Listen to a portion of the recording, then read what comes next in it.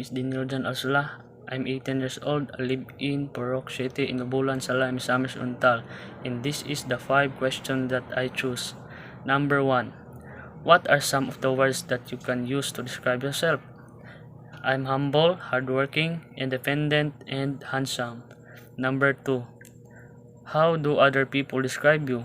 Some people say that I'm so very friendly, and the other says that I'm not. Number 3. What do you fear most in life and why? The biggest fear in my life is to lose my family, because my family is my everything. Number 4. What about the things that you need to improve? The things that I want to improve is my learning skills, because I want to achieve my goals and I want to have a better grades. Number 5. Are you happy the way you are? If you could change something about yourself, what would it be and why? Yes, I'm happy the way I am, but there are something I need to change. I want to change my bad attitude, because if I have a bad attitude, my friends will leave me. And that's all. Thank you.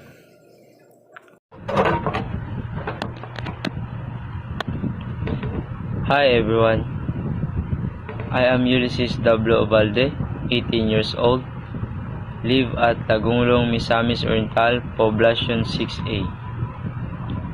What are some of words that you can use to describe yourself? 1 is hardworking, understanding, and responsible. That's the sum of words that describe myself. How other people describe me? Some people say that I am a good person, but many people say I am a bad person, because I don't know why. What do you fear most in life? The most fear in my life is to die early, because I want to get all my ambitions in life before I die.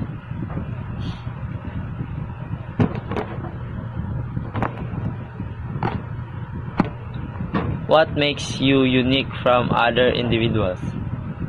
I have my own rules in life that people who did not know, even my families.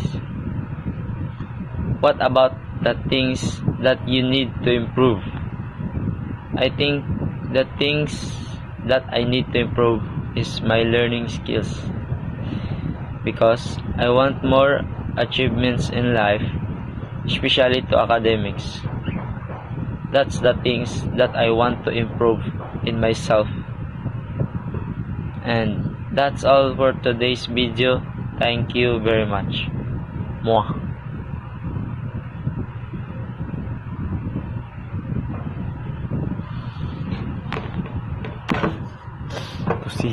Hello everyone, my name is Rinaldis Panag. I live in Sibungkugon, Misamis Oriental. What are some of the words can you describe yourself?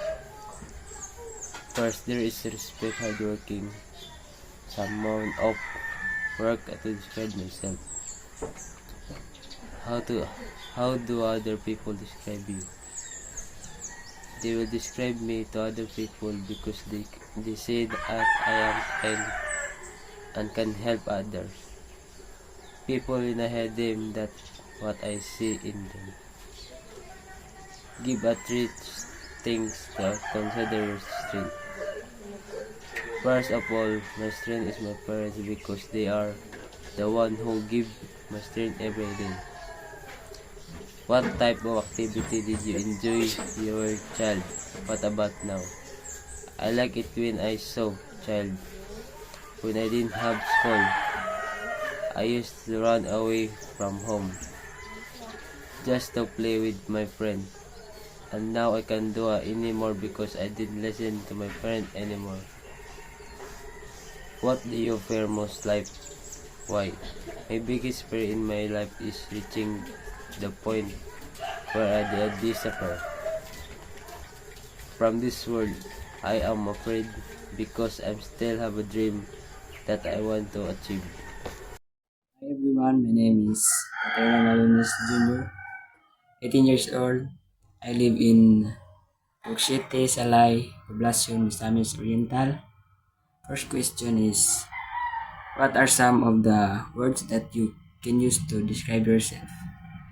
I describe myself because I am a working student driven by a deep desire to provide for myself and lessen the burden on my family. We are not well off, but I am determined to earn my own way through school. The long hours and demanding schedule are worth it because I know I am building a future for myself. One that will allow me to help my family and achieve myself. Second question. What makes you unique from other individuals? My life experience. Every person has unique life experience that shape who they are. They includes their upbringing, education, career path, relationships, and more. Life experience can shape a person's belief, values, and attitude. Third question. How other people describe you? Other people describe me because other people would probably describe me as very responsible and helpful, and that I also try to brighten to mood where I can. I always enjoy getting to know new people and doing whatever I can to make someone's day easier whatever possible. Fourth question. What about the things that you need to improve? If I could improve one thing about myself, I think I'd like to improve my ability to be adaptable in any situations. 5 questions. Give at least 3 things you considered your strength. First question is positive attitude. Second, solving problems. Third, own plan. Thank you. Bye-bye. Hello everyone, my name is Jarian Barondo Inyo. I live in Subungkogon, Misamis Oriental. These are my 5 questions. Number 1. How do other people describe you? Some people describe me as a friendly, kind, giving person, and other people describe me as I'm nothing. Number 2. What types of activity did you enjoy when you were a child? And what about now? Activities that I used to enjoy such as hops and playing with my cousin. And now, same as before. What are some of the words that you can use to describe yourself? I'm kind, giving person, humble and strong, independent person, and also handsome. What do you fear most in life and why? My biggest fear is the time when I lost someone in my family, because my family is my life.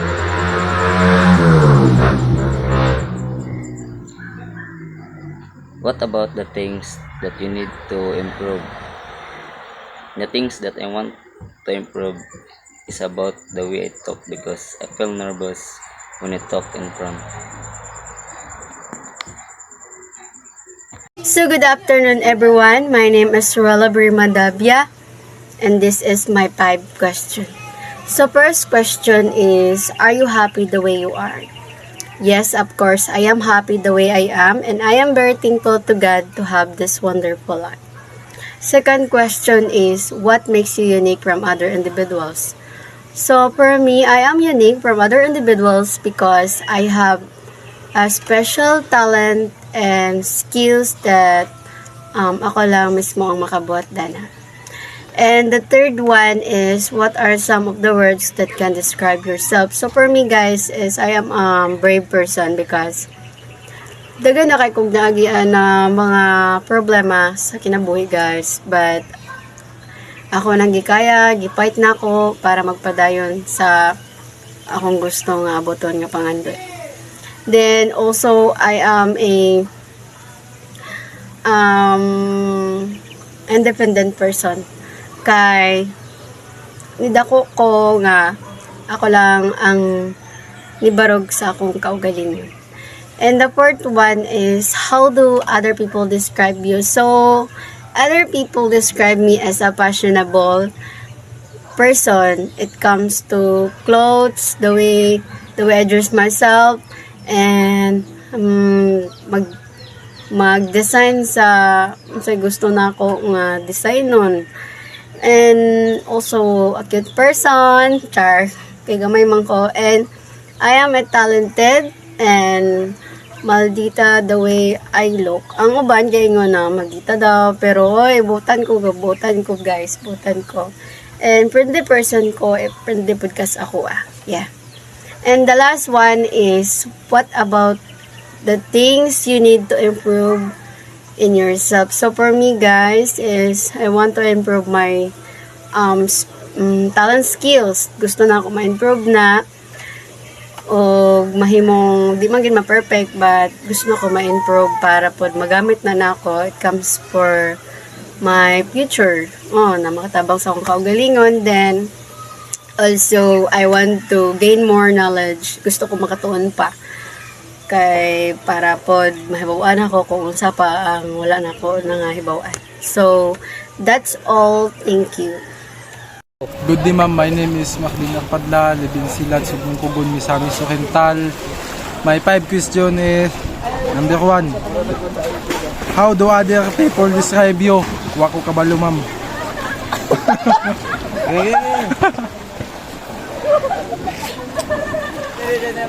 Number 2, what are some of the words that you can use to describe yourself? Wako labot na nila ma'am. Number 3, give at least 3 things you consider your strength. Wow, kabalo ma'am. Do you agree with their description? Agree ma'am. Are you happy the way you are? Yes. Wala.